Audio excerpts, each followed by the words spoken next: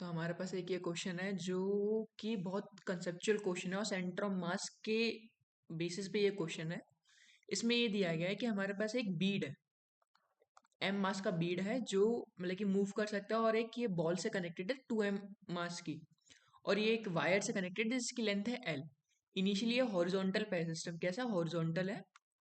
अब हुआ ये है कि हमने इसको रिलीज कर दिया, लाइक ये बॉल को रिलीज कर दिया। तो हमें पहली बात तो हमें ये बताना है, क्वेश्चन तो मेन ये है कि टेंशन क्या होगा स्ट्रिंग में जब ये जो वायर होगा स्ट्रेट हो जाएगा, यानी जब कुछ ऐसी कंडीशन हो जाएगी, ये बीड ये रहा और ये वायर ये रहा, 2m मास ये रहा, तो इस टाइम पर टेंशन क्या होगी वो हमें बतानी है। तो क्वेश्चन जेन्युइनली बताऊं तो बहुत अच्छा क्वेश्चन है, और इसको हम लोगों को इन डेप्थ एनालिसिस करना पड़ेगा इस क्वेश्चन का। तो पहले हम लोग क्या चेक करेंगे, पहले हम लोग चेक करेंगे हम लोग की मोशन कैसा है इसका। We will check the motion. तो हम मोशन जज करने के लिए पहले क्या करेंगे, हम लोग मोशन जज करने के लिए पहले फोर्सेस बनाएंगे कि फोर्सेस कैसे कैसे। तो हम लोग हमारे पास जैसे कि एम मास का ये रहा बीड, इस पे जैसे कि जब शुरू शुरू में आएगा तो टी टेंशन यहाँ लग रही होगी। सिमिलरली 2m मास पे भी एक टी टेंशन क्या है सी, 2m मास पे भी टी टेंशन यहाँ लग रही होगी। तो ये हमारे पास ये जो कॉस कॉम्पोनेंट ये थीटा ले रहे हैं, ये थीटा हो जाएगा, and then it will also be theta. तो ये T cos theta and this will be T sine theta. तो इनिशियली क्या होगा, किसी एंगल पे आ जाएगा, यानी धीरे धीरे करके जैसे एक एंगल पे हुआ थीटा पे, तो इस तरह पे एक फोर्स यहाँ लग रहा होगा और एक फोर्स यहाँ लग रहा होगा, जबकि वर्टिकल वाले फोर्स जो होंगे वो बैलेंस हो जाएंगे। तो यानी हम ये कह सकते हैं कि शुरू शुरू के टाइम में जो हमारा ये बॉल बीड है वो एक वी वेलोसिटी इसमें ऐसे आएगी, एक 2m मास की वेलोसिटी, टी मास में वेलोसिटी ऐसे आएगी। ये दोनों मूव करेंगे। फिर एक टाइम पे क्या होगा, बीड ऐसे स्ट्रेट हो जाएगा और हमारा 2m मास ये रहा, और हमारे पास दोनों के पास एक टाइम में यहाँ भी इस तरफ v1 वेलोसिटी है, इसके पास इस तरफ v2 वेलोसिटी है। फिर क्या होगा, जैसे ही बीड इसके आगे जाएगा तो अब हमारे पास क्या होगा, यहाँ पर टेंशन हो जाएगा और 2m मास में यहाँ पर टेंशन हो जाएगा। तो हमारा ये जो टेंशन का ये वाला कॉम्पोनेंट होगा टी, कुछ भी ले लो, अभी तो मैं एक्सप्लेन करने के लिए थीटा ले ले रहा हूँ। ये जो थीटा हो जाएगा टी कॉस थीटा। सिमिलरली ये वाला क्या हो जाएगा, ये हो जाएगा टी कॉस थीटा। तो हमारे पास क्या होगा, अब ये जो वेलोसिटी होगी इस डायरेक्शन में वो समय के साथ घटेगी, और जबकि यहाँ पर जो इस डायरेक्शन में वेलोसिटी थी, इस तरफ जो वेलोसिटी थी वो भी हमारे पास समय के साथ घटेगी। तो यानी हम लोग ये कह सकते हैं कि एक टाइम की ये जो हमारा बॉल्स जो मोशन मोशन कर रही हैं वो टू एंड फ्रो मोशन होने वाला है। तो हमने कैसे जज करा, हम लोगों ने पहले मोशन को जज करा कि अब ये धीरे धीरे करके धीरे धीरे करके ये वेलोसिटी जो है घटेगी, क्योंकि टेंशन इस तरह इस डायरेक्शन में लगेगा। ठीक है, ठीक है। अब ये हमारा पहला पोर्शन कंप्लीट कर दिया। अब हम दूसरा पोर्शन देखेंगे कि कैसे हम लोग सेंटर ऑफ मास के कंसेप्ट को लगा पाएंगे। तो अब मैं चाहता हूँ कि हम लोग क्या करें, हम लोग ये रहा, रुको, ये रही बीट। अब हम लोग क्या इंटरनल फोर्सेस को मार्क कर ले रहे हैं कि इंटरनल फोर्सेस कौन से लग रहे हैं। तो एक हमारे पास टी टेंशन यहाँ लग रही है, ये टी टेंशन है, और एक ये टी टेंशन। ये हमारे फोर्सेस क्या है, टेंशन हमारा एक इंटरनल फोर्स है। सिमिलरली एक हमारे पास एक एम जी फोर्स यहाँ लगेगा, एक एम जी फोर्स यहाँ लगेगा, तो इसके रिस्पेक्ट में एक नॉर्मल फोर्स यहाँ लग जाएगा। सिमिलरली यहाँ पर 2mg फोर्स लगेगा, 2mg फोर्स लगेगा। तब हमारे पास यहाँ पर एक्सटर्नल फोर्सेस, अब हम देखा जाए तो हमारा टेंशन एक इंटरनल फोर्स होता है। सारे जो फोर्सेस लग रहे हैं वो वर्टिकल डायरेक्शन में लग रहे हैं, all forces in vertical direction, all forces in vertical direction, सारे फोर्स वर्टिकल डायरेक्शन में है, vertical direction. Thus no force in horizontal direction, no force in horizontal direction, कोई हॉरिजॉन्टल डायरेक्शन में फोर्स नहीं है। अगर हॉरिजॉन्टल डायरेक्शन में force नहीं है, इसका मतलब हम लोग ये कह सकते हैं कि जो सेंटर ऑफ मास का डिस्प्लेसमेंट है वो तो जीरो ही रहेगा, या जो सेंटर ऑफ मास का जो भी सेंटर ऑफ मास होगा वो कांस्टेंट पोजीशन पे ही रहेगा, यानी उसकी position through out the motion, string के, ये जो स्ट्रिंग मूव कर रही है हमारे pass through out the motion same रहेगी। इसको मैं ऐसे दिखा सकता हूँ, जैसे कि हमारे पास मैं कॉपी कर ले रहा हूँ ये वाला सिस्टम, ये वाला, रुको कॉपी करके दिखाता हूँ।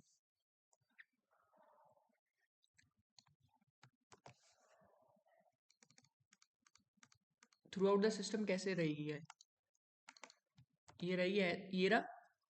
तो हम लोगों को जैसे कि पता है कि जो हमारा सेंटर ऑफ मास होगा वो किस पॉइंट पे लाई करेगा, भारी वाली ऑब्जेक्ट के पास लाई करता है, जो कि ये हो जाएगी L/3 डिस्टेंस, जो हो जाएगा 2L/3 डिस्टेंस। अब आपको पता तो होगा ही कि सेंटर ऑफ मास हम लोग कैसे निकालते हैं, क्या पोजीशन होती है। अगर एडवांस के लिए पढ़ रहे हैं तो इतना तो पता ही होता है, और पता होना चाहिए इतना तो। ये चीज़ हो जाएगी। तो हमारे पास मोशन, हमारे pass through out the motion कैसा रहेगा, थ्रू आउट द मोशन ऐसा रहेगा कि जब ये बीच में होगा तो सिचुएशन ऐसी हो जाएगी कि हमारे पास ये एम मास ई रहा कुछ भी वेलोसिटी होगी, और ये एल लेंथ होगा, ये 2m मास यहाँ होगा, 2m मास यहाँ होगा। फिर उसके बाद क्या होगा, फिर उसके बाद ये हमारे पास ये रहा, ये रहा, और ये मतलब कि ये चेंज ही नहीं करेगा, ये L/3 पे जो हमारा स्मॉल एम मास होगा वो इस तरफ आ जाएगा, और 2m मास जो होगा वो इस तरफ आ जाएगा।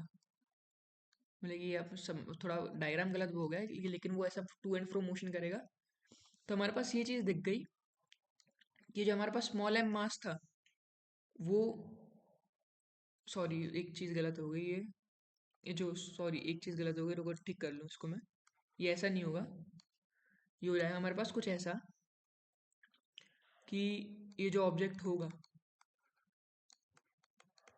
ये यहाँ का यहीं रहेगा, ये एम मास 2L/3 डिस्टेंस पे, तो ये एम मास क्या आ जाएगा, यहाँ आ जाएगा। बीड जो रहेगा वो 2L/3 डिस्टेंस पे ही आ जाएगा, 2L/3 डिस्टेंस पे आ जाएगा, और ये वाला जो भारी मास है ये 2m वाला जो आ जाएगा वो L/3 डिस्टेंस पे आ जाएगा। तो हमारे पास एक कंक्लूजन निकल पाया, हमारे पास ये कंक्लूजन निकल आया कि जो हमारे पास स्मॉल एम मास है, जो बीड है, वो हमारा क्या कर रहा है, जो बीड है वो हमारा एक ऑसिलेटरी मोशन कर रहा है, जिसका एम्पलीट्यूड क्या है, एम्पलीट्यूड क्या होगा उस बीड का, एम्पलीट्यूड हो जाएगा हमारे पास 2L/3, क्योंकि L/3 यहाँ से लेके, क्योंकि 2L/3 यहाँ था, फिर यहाँ आ गया। तो ये हमारे पास ये क्या कर रहा है, एक ऑसिलेटरी मोशन कर रहा है, this bead is performing an kind of oscillatory motion. ये चीज समझ में आ गई, समझ में आ गई। और हमारे पास हर टाइम ये डिस्टेंस जो रही, ये जो पोजीशन है, ये जो कोऑर्डिनेट है सेंटर मास का, ये तो चेंज ही नहीं करा थ्रू आउट द मोशन। ये भी L/3 पे था, अभी भी ये L/3 पे ही है। तो it didn't change in through out the motion. Now अब हम लोग क्या निकालेंगे, अब हम लोग ये निकालेंगे कि वेलोसिटीज कैसी होंगी, कैसे कैसे वेलोसिटी होंगी। तो हम लोग एक इंटरमीडिएटरी सिचुएशन ले रहे हैं, ये हमारे पास बीड, और ये रहा हमारे पास जो मास था ये। अब हमारे पास ये जो है v वेलोसिटी से, अब v वेलोसिटी से ये रहा। अब एक चीज समझिए, आपको एक बहुत इंपॉर्टेंट कंसेप्ट मैं बताने वाला हूँ, जो कि बोलता है स्ट्रिंग कंस्ट्रेंट। स्ट्रिंग कंस्ट्रेंट हमें क्या कहता है, स्ट्रिंग कंस्ट्रेंट हमें ये कहता है कि जो वेलोसिटी है वो, मतलब कि ना स्ट्रिंग की लेंथ घट सकती है ना बढ़ सकती है, यानी the relative velocity along the length of the string remains constant, या बोल सकते हैं जीरो रहती है। जो मतलब कि यही ज्यादा सही है कि जो रिलेटिव वेलोसिटी होती है, रिलेटिव वेलोसिटी अलोंग स्ट्रिंग, वो क्या रहेगी, जीरो रहेगी, जीरो रहेगी। और इसी कंसेप्ट पे फिर ये चीज आती है कि जो हमारे पास इसके रिस्पेक्ट में, जो हमारे पास ऑब्जेक्ट जो होगा, जो हमारे पास अगर बंदा हम लोग कोई बैठाल दें, तो इसके रिस्पेक्ट में जो वेलोसिटी होगी वो परपेंडिकुलर डायरेक्शन में ही आ सकती है। हमारे पास कुछ v डैश वेलोसिटी होगी, लाइक हमारे पास ये मोशन जो होगा v वेलोसिटी से आगे की तरफ बढ़ रहा होगा, तो हमारे पास ये होगा कि इसके परपेंडिकुलर एक वेलोसिटी होगी, इस स्ट्रिंग के परपेंडिकुलर एक वेलोसिटी होगी इस डायरेक्शन में। और हमारे पास यहाँ पर हम लोग इसके रिस्पेक्ट में देख रहे थे, तो हमारे पास इसके पास एक वेलोसिटी v ये भी होगी। मुझे पता है ये चीज़ समझ में नहीं आई होगी, इसलिए मैं इसको जो है थोड़ा और ढंग के तरीके से समझाने की कोशिश करता हूँ आप लोगों को। बचूंगा नहीं मैं किसी भी चीज़ से, जैसा है वैसा बताऊंगा। पहले हम लोग एक चीज़ देखने की कोशिश करते हैं कि हमारे पास ये रहा बीट, और हम लोग मान लेते हैं जस्ट टू से कि ये v वेलोसिटी है, ये हमारे पास v1 वेलोसिटी है, इसकी भी मान लेते हैं समझने के लिए कि इसकी भी कुछ v2 वेलोसिटी होगी, इसकी भी कुछ v2 वेलोसिटी होगी। अब हमें ये पता है कि इसके दो कंपोनेंट्स आएंगे, इसके दो कंपोनेंट आएंगे, एक ये वाली वेलोसिटी होगी और एक ये वाली वेलोसिटी होगी। सही बात है। अब ये समझिए कि जो स्ट्रिंग है, स्ट्रिंग मूव कर रही है सीधे सीधे, यानी इसकी इस डायरेक्शन में ही वेलोसिटी है, इस डायरेक्शन में ही वेलोसिटी, इसके अलोंग जो इस डायरेक्शन में वेलोसिटी है वो तो जीरो है। द वेलोसिटी जो along the string is zero, क्योंकि स्ट्रिंग जो है, जो धागा है, वो तो बस आगे की तरफ मूव करे जा रहा है, उस वो ऊपर की तरफ तो मूव ही नहीं कर रहा। तो इस डायरेक्शन में तो वेलोसिटी हो गई जीरो। अगर इस डायरेक्शन में वेलोसिटी जीरो, तो यहाँ पर भी वेलोसिटी जीरो ही होनी पड़ेगी। क्यों? क्योंकि एक स्ट्रिंग कंस्ट्रेंट होता है हमारे पास। इसी के कारण से हम लोग ये चीज बिल्कुल दावे से कह सकते हैं कि अगर हमारे पास कोई सा भी बीड अगर ऐसे v वेलोसिटी से मूव कर रहा है, v वेलोसिटी से मूव कर रहा है, तो इसके अलोंग जो वेलोसिटीज होंगी, जो रिलेटिव वेलोसिटी होगी, वो केवल केवल एक v डैश होगा इसी डायरेक्शन में, जिससे कि मूव ना करे। अब ये चीज सब रिलेटिव चलता है, तो हमारे पास एक वेलोसिटी आगे की तरफ भी होती है स्ट्रिंग में, जो कि होती है ये v। तो हमारे पास नेट वेलोसिटी इस पार्टिकल की क्या आ जाती है, वो आती है v dash plus v। I hope आपको ये चीज समझ में आई होगी। आपको विद रिस्पेक्ट टू देखनी पड़ती है, कि इसके रिस्पेक्ट में देखना पड़ेगा कि मैं अगर यहाँ बैठा हुआ हूँ तो मैं देखूंगा कि जो मेरी जो इसके लिए वेलोसिटी है वो केवल इसी डायरेक्शन में है, कि हमारा जो ये है एक ऐसे करके एक परपेंडिकुलर डायरेक्शन में वेलोसिटी आती है, कि ऐसे ऐसे करके मूव कर रहा है। तो हम लोग ये चीज तो ऑब्वियस बात कह सकते हैं कि विद रिस्पेक्ट टू ऑब्जर्वर हमारा विद रिस्पेक्ट टू ऑब्जर्वर हम ये जो स्ट्रिंग है, इस स्ट्रिंग में जो 2m मास का पार्टिकल है डूइंग सर्कुलर मोशन, एक सर्कुलर मोशन परफॉर्म कर रहा है। सही बात है, सही बात है। तो ये चीज हमें ध्यान रखनी है। अब हम लोगों को पता है सबसे ज्यादा मैक्सिमम वेलोसिटी कब होगी। हम लोग जैसे ये चीज तो कर ही चुके हैं, सबसे ज्यादा मैक्सिमम वेलोसिटी कब होगी, जब ये सेंटर पे होगा। क्यों? क्योंकि पहले तो फोर्सेस इस डायरेक्शन में लगे जिसने वेलोसिटी बढ़ाई बढ़ाई बढ़ाई, यहाँ पर बहुत मैक्सिमम वेलोसिटी होगी, फिर इसके कुछ आगे आगे आने के बाद ही जो टेंशन लगने लगी वो अपोजिट डायरेक्शन में लगने लगी वेलोसिटी के, जिसके चक्कर में हमारी जो वेलोसिटी है वो घटेगी। तो हम लोग क्या करेंगे, हम लोग पहले लगाएंगे कि वेलोसिटीज का क्या क्या रिलेशन है जब सेंटर पे चीजें आ जाती हैं। तो हम लोगों को पता है, हम लोग क्या लगा सकते हैं, हम लोग इसमें लगा सकते हैं हमारा मोमेंटम कंजर्वेशन। क्योंकि एक्स डायरेक्शन में कोई अगर फोर्स नहीं है तो मोमेंटम तो कंजर्व्ड रहेगा। तो पहले हम लोग इसका डायग्राम भी ड्रॉ कर लें कि कैसे कैसे ये चीज़ है। हमारे पास ये बी डी ये रहा, और ये 2m मास जो है ये रहा। ठीक है, तो हमारे पास मान लेते हैं इसकी वेलोसिटी है इसकी वेलोसिटी v1, इसकी वेलोसिटी v2।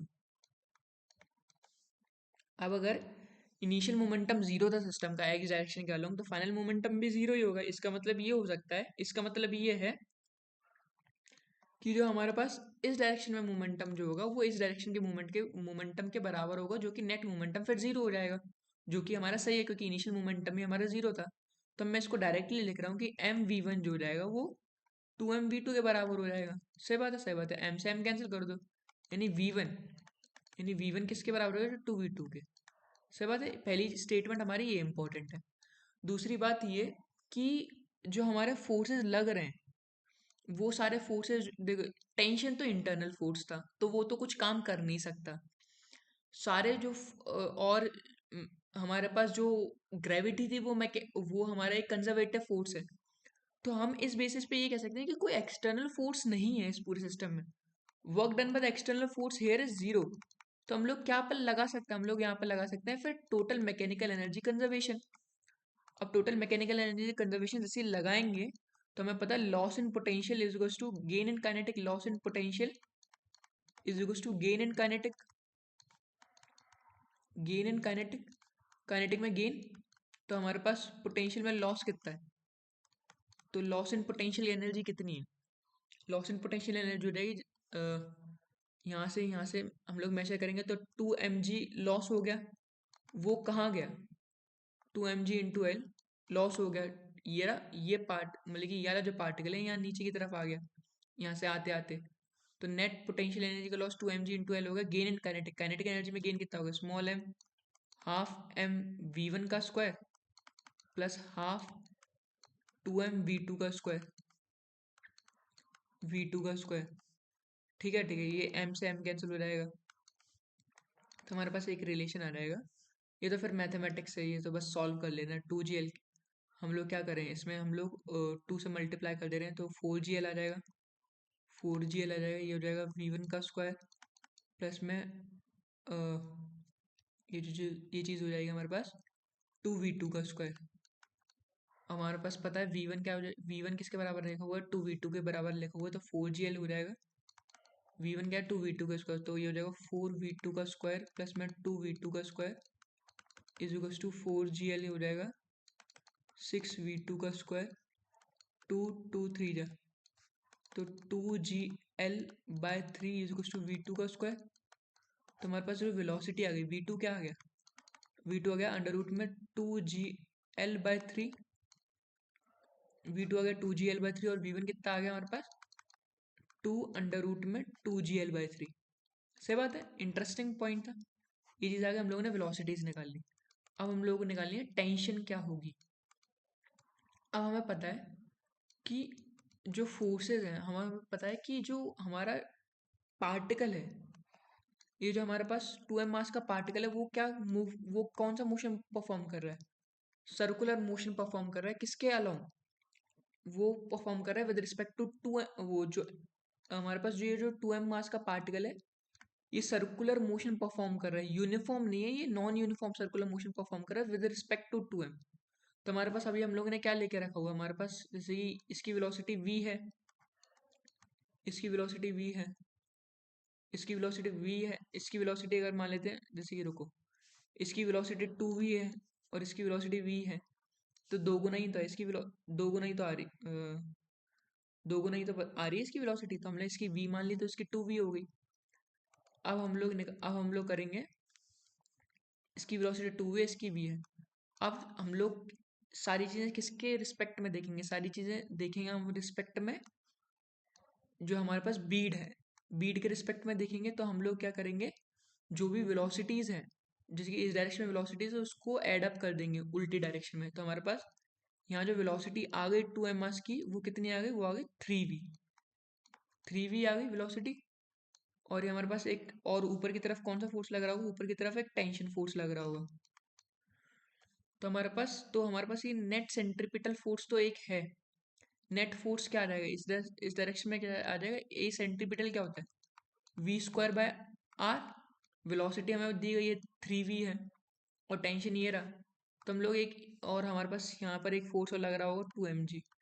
तो हम लोग ये बोल सकते हैं टेंशन माइनस में 2mg क्या हो जाएगा, टेंशन ज़्यादा होगा माइनस में 2mg क्या हो, नेट एक्सिलरेशन के बराबर हो जाएगा।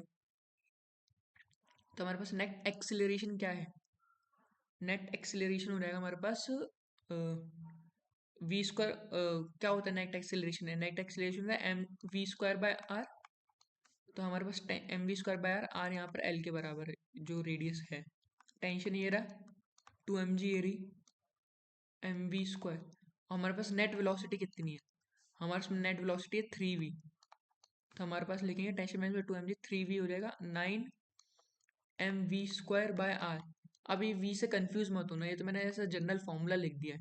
9v²/r, हमारे पास v की वैल्यू कितनी है, रुको पहले इसको सॉल्व कर लेना। 2mg 9m l हो जाएगा, v का स्क्वायर कितना है, वेलोसिटी कितनी है हमारे पास, छोटे वाले की वेलोसिटी आ रही है हमारे पास अंडर रूट में √2g है।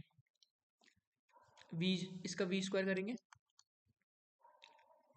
इसका v² हो जाएगा 2gl/3, 2gl/3, 3 से 3 कैंसिल हो गया, l से l कैंसिल हो गया। तो हमारे पास टेंशन क्या आ जाएगी, टेंशन आ जाएगा 2mg प्लस में यहाँ पर हो जाएगा 3 2 6 6mg, 3 2 6, ये हो जाएगा हमारे पास 8mg। देखो हो सकता है कोई कैलकुलेशन की मिस्टेक हुई है, बट मेरा मेन मोटिव वो रहता है हमेशा कि हम लोग जो है कंसेप्ट को समझे कि कंसेप्ट क्या है। तो हमारे पास टेंशन आ गया 8mg। तो हमारे पास टेंशन फोर्स हमने इससे फाइनली निकाल लिया। अब कुछ चीज़ें जो हमें और चीज़ें ध्यान रखनी पड़ेंगी कि हम लोगों ने जब ये वेलोसिटीज ऐड करी पीछे की तरफ, तब हम लोगों ने ये भी ऑब्जर्व करा कि जो बीड है, बीड पे जो नेट फोर्सेस लग रहे थे वो भी जीरो थे, यानी नेट एक्सिलरे जो हमारे पास एक्सिलरेशन था इसका, वो भी क्या था, जीरो था। क्यों? क्योंकि जो ऊपर जो नॉर्मल फोर्स लग रहे थे और जो नीचे की तरफ फोर्सेस लग रहे थे, ये जो टेंशन लग रही थी, ये सारे जो थे बैलेंस थे और नेट एक्सिलरेशन इस डायरेक्शन में कुछ नहीं था। अगर कोई नेट फोर्स इस डायरेक्शन में होता तो हम लोग उसको उल्टा ऐड, तो हम लोग भी उसको सूडो फोर्स में दिखाते। ये चीज़ का आपको ध्यान रखना है। दूसरी बात, ये जो मैंने सर्कुलर मोशन का कंसेप्ट है ये एक्सप्लेन करा, ये बहुत इंपॉर्टेंट कंसेप्ट है। इसको प्लीज़ ध्यान रखिए कि वेलोसिटीज कैसे कैसे वर्क करती हैं, क्या चीज़ें रहती हैं। ये बहुत इंपॉर्टेंट कंसेप्ट है, तो इस पे भी प्लीज़ गौर करिएगा। और मैं मानता हूँ कि थोड़ा बहुत कॉम्प्लेक्स क्वेश्चन है, इसको शुरू शुरू में समझने में दिक्कत आती है, तो कोई बात नहीं, आप वापस से बार बार देखते रहिए, आपको समझ में आएगा। Thank you. आपको अच्छा लगा तो आप सब्सक्राइब कर दीजिए। ठीक है, थैंक यू।